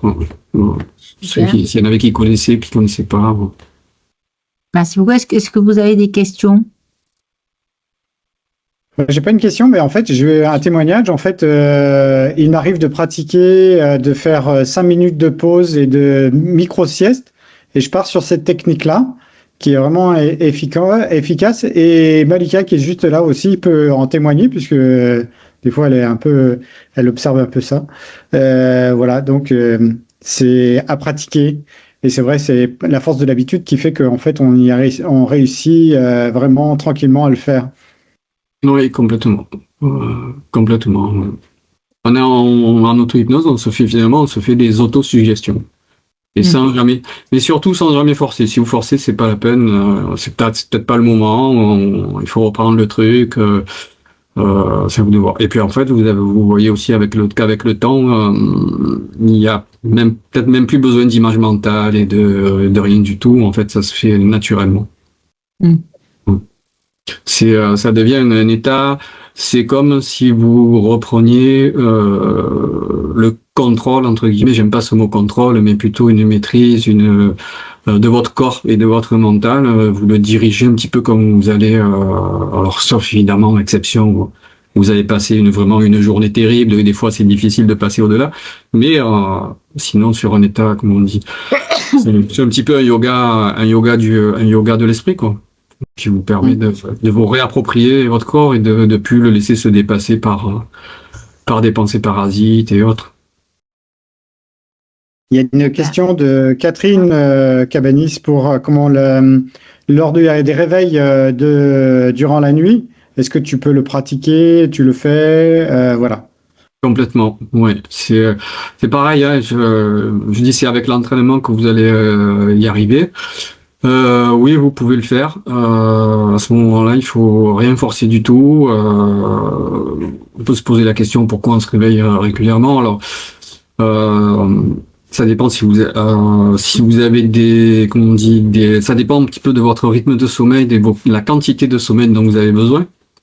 Parce qu'il y a quelqu'un qui m'en parlait il y a quelques jours et il dit c'est un peu difficile, tu dors que 6 heures par nuit, si tu as dormi 6 heures, te réveilles dans la nuit au bout de 6 heures, ça va peut-être être difficile de te rendormir, quoi. Par contre, si ça vous coupe complètement la nuit, vous avez des pensées parasites, oui, tout à fait, vous pouvez complètement le faire, quoi. Et c'est vraiment, vous allez viser cet état, plutôt que d'essayer de forcer, voilà. Souvent, quand on se réveille, qu'on a des pensées parasites, il y a des choses qui nous préoccupent. En fait, l'idée, c'est de mettre à distance ces choses-là. Et une des façons de les mettre à distance, c'est mentalement, finalement, de les mettre de côté, de les mettre dans l'imaginaire, on peut les mettre de côté et dire ça se sera traité plus tard, au final. Ou alors de se faire le film carrément de suite, quoi, et de se dire, bon, ok, il y a ça qui me tire tracas.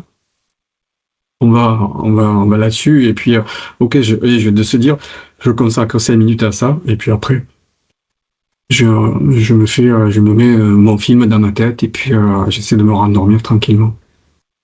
Et parfois, ça peut prendre du temps, hein. Oui. En tout cas, même si ça peut prendre du temps, en fait, il y a toujours un point sensible sur lequel, en fait, on peut démarrer, comme tu évoquais tout à l'heure. Toi, tu partais du creux voilà, entre les sourcils. Oui. Le troisième œil, je sais plus comment tu l'as appelé. Moi, comme je le disais déjà, en fait, à Roland, on a échangé là-dessus. Et quand je sais que j'ai de fortes ruminations, en fait, j'ai un point qui est extrêmement sensible pour moi. C'est, je commence par une dent. Et ensuite, je vais sentir mes dents les unes après les autres. Et puis, j'ai pas le temps d'arriver au bout que je suis déjà parti. Ouais, c'est comme quand tu comptes les moutons, quoi. Ouais, c'est ça. Oui, en fait, l'idée aussi, c'est qu'au final, on s'en rend pas compte, mais de s'imposer une pratique. Au final, vous allez faire un focus sur. Vous vous rendez compte que vous imaginez pas qu'en fait, vous avez plein de zones du corps qui étaient tendues. Donc, on a parlé de favoriser avec la température, etc., la baisse de la température, tout ça et tout ça. Mais là, d'un coup, si vous vous recentrez sur votre corps comme ça, d'un coup, je savais pas que tel endroit du visage était tendu, tel endroit du visage, et on s'en aperçoit que rapidement, si on détend 2-3 points, hop, la suite, le reste du corps vient, et c'est ce qui fait la différence, quoi. Puis finalement, le corps, c'est quand il est détendu que vous allez vous endormir, quoi. Donc, merci beaucoup, Roland. Donc, on va vous proposer un atelier de pratique le 22 janvier, à la fois pour vraiment pratiquer les exercices d'auto-hypnose, tout ce qui est visualisation, activation et sonothérapie au service du sommeil. Donc, si vous êtes intéressé, n'hésitez pas à mettre votre mail. Bon, je pense que c'est un peu tard pour faire les routines du réveil, mais vous les aurez dans le PowerPoint. Pour tous ceux qui souhaitent avoir le support, vous nous mettez votre mail et on vous enverra le support. Et donc, vous verrez aussi les routines de réveil qu'on propose avec d'autres activations que je vous ai proposées, parce que comme il y a des combos d'activation pour le sommeil, il y a aussi un combo d'activation pour le réveil, le matin, de façon à redonner l'énergie au corps. Donc, le prochain live sera le 4 mars. Et en attendant, donc, les ateliers seront mis sur le... J'ai une question, Catherine, pour les réveils en plein milieu de la nuit aussi. Ça a été traité. C'est bon, ça m'a perturbé. Donc, ok. Donc, pour le support, donc oui, pour vous inscrire aux ateliers, donc, tous ceux qui nous ont envoyé les mails sur les ateliers qu'on a cités, on va effectivement vous envoyer les invitations et aussi tout sera mis sur le site. Donc, je pense mi-décembre, vous aurez l'ensemble des ateliers sur le site et on vous fera un mail pour vous le rappeler de façon à ce que vous exploriez et que vous voyez ceux qui pourraient vous attirer. Et si vous avez donc des idées pour la prochaine thématique à traiter le 4 mars, n'hésitez pas à nous dire et à nous dire dans le WhatsApp. Donc, on va remettre le lien vers le WhatsApp. Oui. Au niveau donc des ateliers, les ateliers coûtent 7 €. En fait, le premier coûte 10 parce que en payant l'adhésion, vous payez votre premier atelier. Pour ceux qui sont déjà adhérents, ils ont accès à un premier atelier. Et les ateliers suivants sont à 7 €. Je sais pas si j'ai été claire. Donc, pour recevoir le diaporama, on l'a dit. Et pour rester en contact, là, vous avez un QR code avec le WhatsApp qu'on a créé.